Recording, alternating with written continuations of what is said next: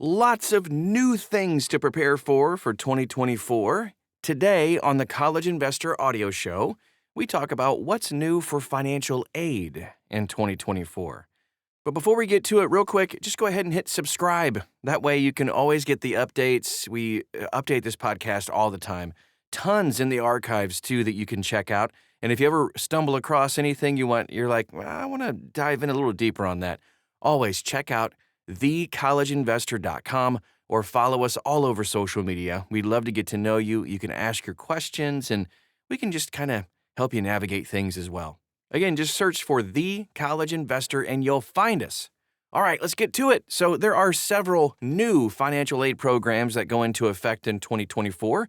These include rolling over leftover money from 529 plans into a Roth IRA, very cool, and employer matching of student loan payments with contributions to retirement plans. That's also cool. Though these provisions were included in the Secure 2.0 Act as part of the Consolidated Appropriations Act of 2023. Some aspects of the SAVE repayment plan go live on July 1st, 2024, saving borrowers money, money, money, money. All right, now let's take a look at 529 plan, rollovers. In 2024, the account owner of a 529 plan or prepaid tuition plan can roll over up to $35,000 from a 529 to a Roth IRA. That's huge. And this lets families save for both college and retirement using one investment vehicle. Although 529 plan rollovers are subject to the following requirements. The first one, the beneficiary of the 529 must be the account owner of the Roth IRA. Of course, you can change the beneficiary of the 529 to a relative of the old beneficiary if you want to before executing the rollover. There's a $35,000 aggregate lifetime limit per beneficiary, regardless of the number of 529 plans. The annual contribution limits for a Roth IRA do still apply. These limits, by the way, are $7,000 per year, $8,000 if the Roth IRA account owner is age 50 or older in 2024. This means that it's going to take several years to fully roll over that lifetime limit. Just keep that in mind. The income limits on Roth IRA contributions do not apply to this. The 529 must have existed for at least 15 years. Changing the beneficiary may restart the 15-year clock. The funds to be transferred must have been in the 529 for at least 5 years. The transfer to the Roth IRA will have earnings and contributions in proportion to the earnings and contributions in the 529 plan. If you wanted to use leftover 529 plan money to repay student loan debt and have already reached the $10,000 limit on a qualified distribution to pay down student loan debt, the rollover to a Roth IRA might present a solution for paying down more debt. After the Roth IRA rollover is complete, you can actually use a tax-free return of contributions from the Roth for any purpose, including paying down student loan debt. The IRS has not yet clarified whether the 5-year rule applies to just the principal or also the earnings. But from a practical perspective, it's probably just the principal, since it would be difficult to determine the earnings that have occurred in the last 5 years. Let's move on to retirement plan matching of student loan payments. This is very exciting. This year, employers can count student loan payments as though they were a retirement plan contribution. No joke, when making a matching retirement plan contribution. So employers can match student loan payments with contributions to 401k plans, 403b plans, 4557b government plans, and simple IRA plans. The new tax code provision is modeled after the Freedom to Save plan from Abbott Laboratories, which was approved by an IRS private letter ruling. Abbott pioneered matching student loan payments as contributions to retirement plans in 2018. Abbott's plan contributes 5% of the employee's salary into a 401k if they're putting at least 2% of their salary towards student loan payments. With the restart of repayment on September 1st, 2023, borrowers are kind of worried about repaying their student loans, so more companies are looking to offer some kind of student loan payment benefit. It's very exciting. Abbott says that their plan had a big impact on the number of employees who are saving for retirement. You think? Diego Martinez, Divisional Vice President, Benefits and Wellness of Abbott, said this. And I quote, "Freedom to Save has played a critical role in employee recruitment and retention. Prospective employees see the program as an alluring workplace benefit, and current employees say it makes them feel like that we care about them as people, not just workers." End quote.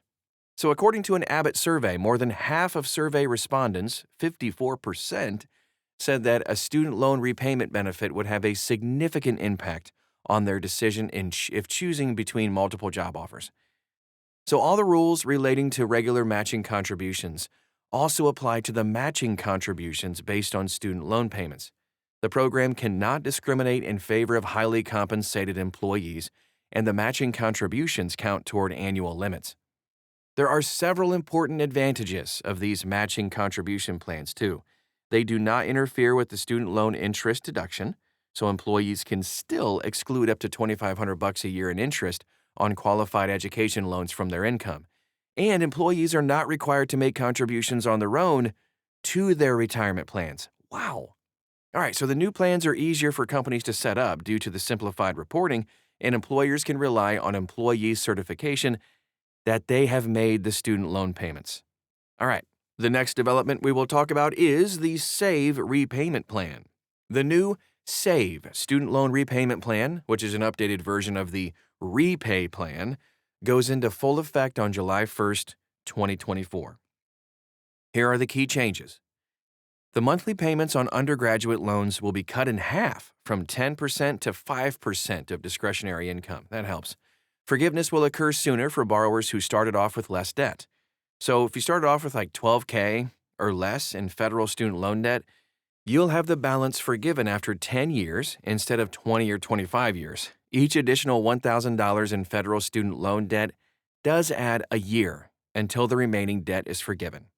Consolidation will no longer reset the clock on forgiveness. Wow! Borrowers will receive credit for payments made prior to the consolidation. Borrowers will receive forgiveness credit for certain deferments and forbearances, too, counting them the same as loan payments. This includes the military service deferment, unemployment deferment, cancer treatment deferment, administrative forbearances, and national service forbearances. Previously, only the economic hardship deferment counted toward forgiveness. And some other developments for 2024: Employer Student Loan Repayment Assistance Programs, or LRAPs, LRAPs, if you will, have resumed operation. During the pandemic, most federal student loan borrowers benefited from the payment pause and interest waiver, leaving employer LRAPs with no student loan payments to match. Now that repayment has restarted, these are once again going to be matching student loan payments, providing borrowers with just an extra $100 to $200 a month to pay down their debt. The Coronavirus Aid, Relief, and Economic Security Act, CARES Act, made employer LRAPs tax-free through the end of 2025. The IDR account adjustment consolidation deadline has been extended too. Borrowers with loans in the FFEL program have to consolidate them by April 30th, 2024 to qualify for the one-time adjustment. And the 12-month on-ramp and Fresh Start initiative will expire on September 30th, 2024. So the on-ramp just provides borrowers who miss federal student loan payments with a retroactive forbearance. Interest continues to accrue, but delinquencies will not be reported to credit bureaus. The Fresh Start initiative helps defaulted borrowers get out of default, removing the default from their credit histories, and then returning them to a current status. And that is our show for today on all of the new stuff happening for financial aid. If you want to dive a little bit deeper, we touched on a lot of stuff today. That was like a fire hose of information for 2024. You can find this article at thecollegeinvestor.com. Just type in what's new for financial aid 2024. You'll find it. You can also follow us. We're all over social media. The College Investor is how you find us. You can ask us all kinds of questions, and we'd love to help you out along the way. Thanks again for stopping by today, and we'll talk to you again real soon.